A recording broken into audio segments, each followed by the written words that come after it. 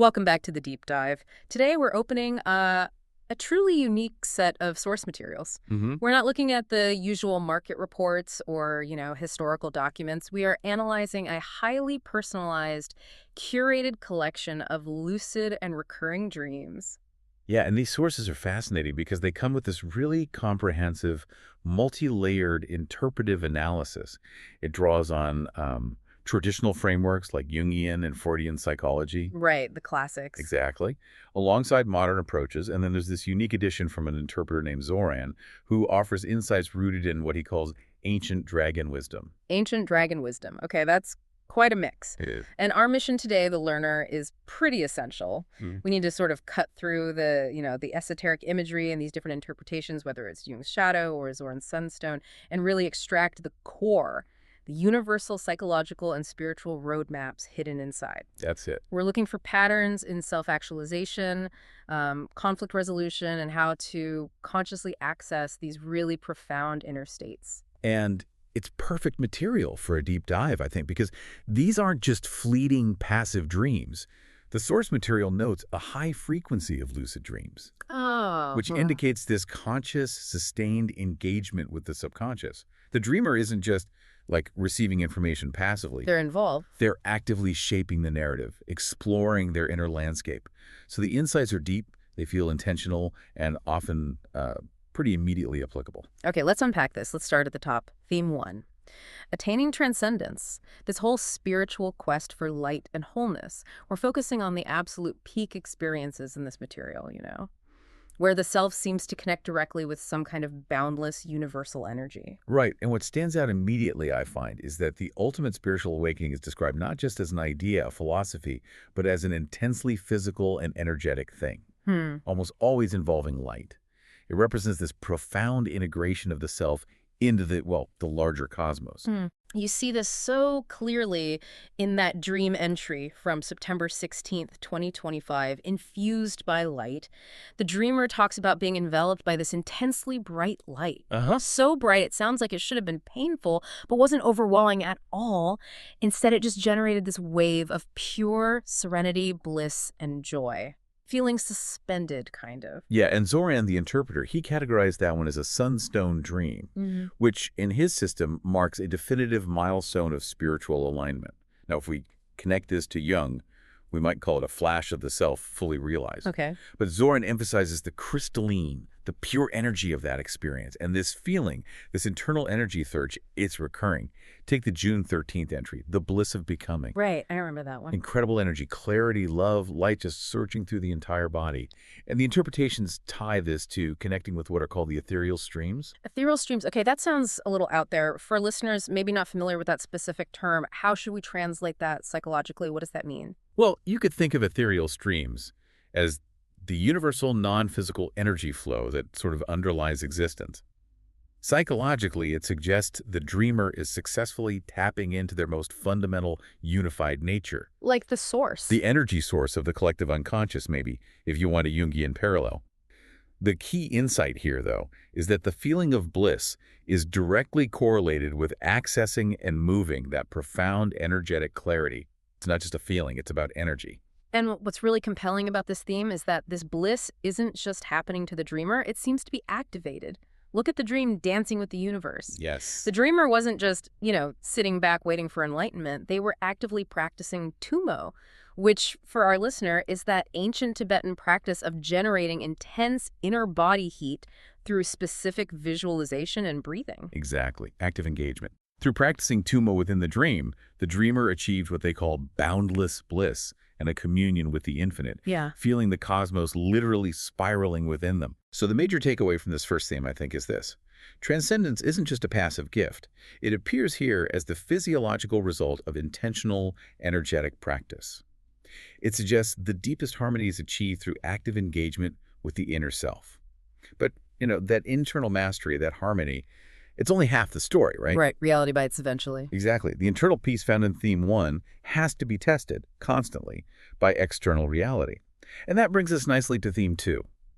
Mastering the flow, how we respond to external chaos, life's inevitable challenges. Yeah, and the dreams in this section, They beautifully symbolize the need for preparation, don't they? Like, if you've done the inner work, the chaos doesn't necessarily paralyze you. Precisely. Consider the alchemist's calm. Dreamers confronted by 3 massive tornadoes, just pure, raw, untamed power. Primal stuff. Scary. But then an alchemist appears and subdues them, not by fighting, but through a divine connection. And the interpretation there is fascinating. The alchemist is seen as a reflection of the dreamer's perfected self, their potential. The external threat, the tornadoes, it's a metaphor for untamed energy, either internal or external. Okay. And later in the dreamer sees a mudra. For context, that's a symbolic hand gesture used in spiritual practice, often to channel specific energies. This signifies the dreamer's own untapped potential for channeling and controlling that chaotic force, rather than just avoiding it or being overwhelmed. Yeah. The chaos actually reveals the capacity for control. That makes sense. And we see that kind of proactive readiness in the Ho'kipa dream, too, from February 2025. Ho'kipa.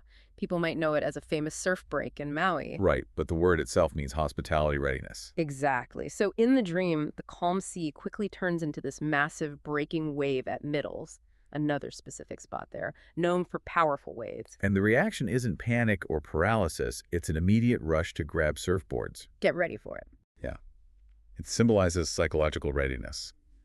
Life's big challenges, the wave, they're inevitable. But the preparation, grabbing the boards, transforms the threat into an opportunity for engagement, for mastery. The focus shifts from fear to skillful action. But not all chaos is external like a wave or a tornado, is it? Sometimes it's more like foundation cracks. The dream, the cracking cliff, gives such a potent image of instability. Oh, yeah. A precarious cliff edge, the ground literally cracking underfoot. It clearly represents that kind of existential anxiety about life stability, maybe career, relationships, personal circumstances, who knows? Precisely. And the temporary refuge the dreamer finds, the hotel, it's not really an escape in the interpretation. It's seen as the necessary psychological space needed for processing that vulnerability, that insecurity.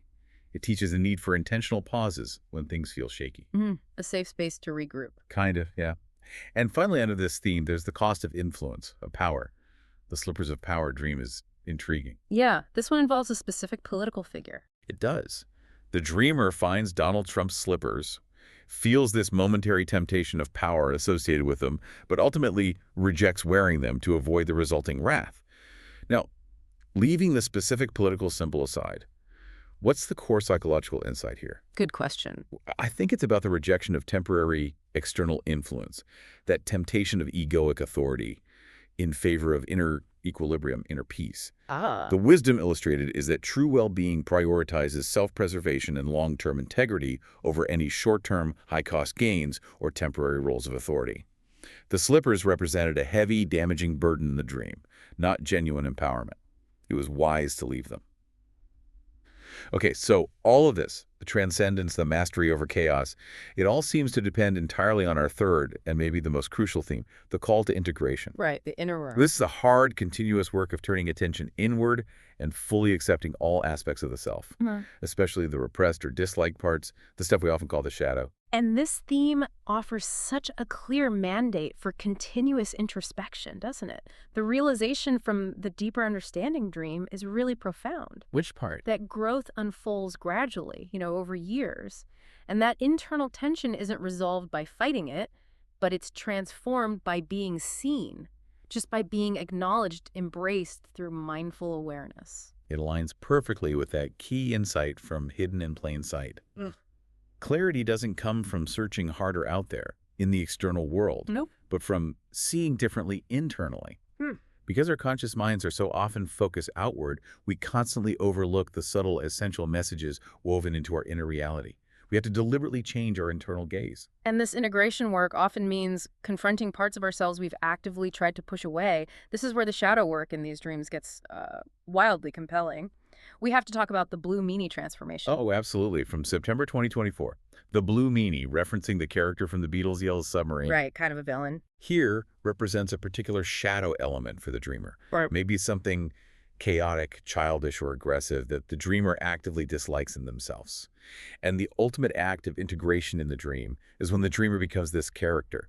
They embody the blue meanie. And the result is just astonishing. That single despised blue meanie multiplies exponentially into an infinite ocean of blue meanies, but they're all tied together by love, surging with what the dreamer described as nuclear-level power. It's incredible. The acceptance of the shadow aspect, the very thing the dreamer sought to reject, didn't lead to destruction. It led to the sudden unlocking of boundless, positive, unified energy. That's the core lesson of integration right there, isn't it? What you resist persists. What you embrace transforms. Beautifully put. And we see a softer, maybe gentler parallel in the dog chasing me dream. The pursuing figure, the dog, which often symbolizes the anima, the unconscious feminine qualities in Jungian terms, was causing distress. But when the dreamer stopped resisting, stopped running, What happened? the dog just ceased the chase, came over, sat on the dreamer's lap, and became playful and affectionate. The thing that was feared simply needed recognition and acceptance to be tamed, to be integrated as a loving part of the self. Wow. Stop running from it. Exactly.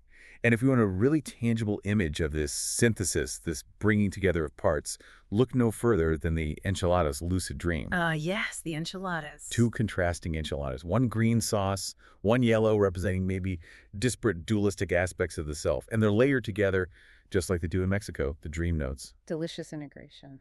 Exactly. Mm. That culinary image perfectly symbolizes the harmonious merging and synthesis of the self.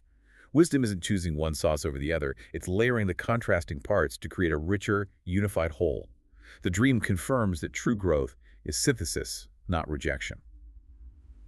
So, if we synthesize all this, these three themes, transcendence, mastery, and integration, what's the central roadmap that you, the learner, should take away from this unique deep dive? Yeah, what ties it all together? I think the central paradox is crystal clear.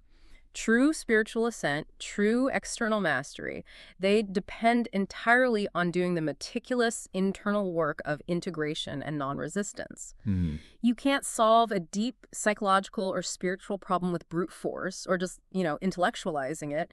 Like trying to run software debugs on your soul, it just doesn't work. Right. The solution emerges only through emotional acceptance, maybe even surrender, to the parts of yourself you've resisted. The path to ascension requires grounding, which means the highest state of consciousness is only really accessible when the self is fully integrated, fully present. Exactly. So you, the learner, maybe you should view your challenges, your internal conflicts, not just as roadblocks, but as necessary fuel for transformation. Interesting. Like fuel. Yeah. Yeah. They are the energy required for the Tumo breathing. They're the alchemist's fire. They're the massive wave you have to learn to ride. That internal pressure isn't meant to be just avoided. It is the source of power, potentially. That's a powerful way to look at it. Yeah. And we can end with maybe the most profound lesson gleaned from this source material, I think. When the dreamer was dealing with grief, they received a clear message drawn from sources noted as R.I.P. Dear Mom and Heaven is Practical. And that message confirmed that the ancient wisdom, feet on the ground and your head in heaven, isn't just a nice theory. It's real. It's described as our true existence. Wow. So the ultimate insight then is that the divine, or transcendence, or whatever you want to call it, it's not some far-off fleeting dream state.